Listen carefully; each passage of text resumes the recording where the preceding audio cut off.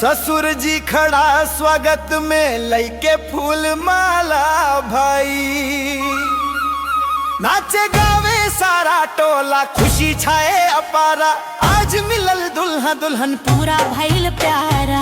बारी बारी बारी बारी बारी बारी बारी बारी बारी बारी बारी बारी बारी। घोड़ी पर बैठल दुल्हा राजा, सहरा में सजल शान, दोस्त यार सब नाचत आवे, बजे ढोल नगाड़ा। गली गली में गूंजे बाजा, रोशन भइल संसारी।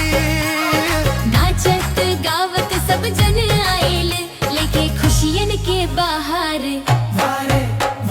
द्वारे खड़ी दुल्हनिया सज के, लाज से झुकल नयन, वरमाला के घड़ी अब आइल, धड़कत दिल के धुन। फूलन के माला पहनावे, मुस्काए दुल्हा दुल्हन दुल्हन। आजू से जुड़ गइल दू दिल, 7 जन्म के बंधन।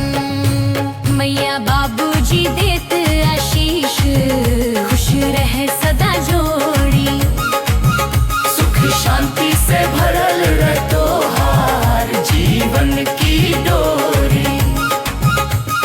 बारात आइल द्वार, बजे शहनाई।